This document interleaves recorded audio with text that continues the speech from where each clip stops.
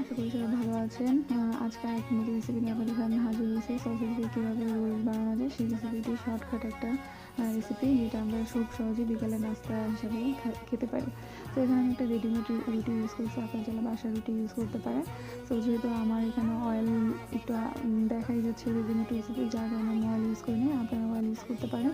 তো আমি আগে থেকে পেঁয়াজ কুচি, টমেটো কুচি, শসা কুচি করে রেখে দিচ্ছি। আপনারা চাইলে ক্যাপসিকাম, ক্যাবেজ বা আরও অনেক কিছু ইউজ করতে পারেন।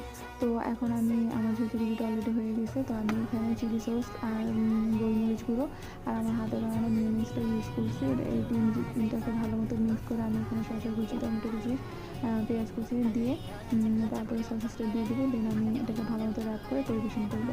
তো মিউনিসের রেসিপিটা আমার ইউটিউব চ্যানেলে আছে, আপনারা চাইলে চেক করে আসতে পারেন। তো আমার ভিডিওটি ভালো লাগলে আপনারা লাইক করবেন, শেয়ার করবেন, কমেন্ট করবেন। Thank you so much. এরকম ভিডিও পেতে আমার চ্যানেলে চোখ রাখুন। আল্লাহ।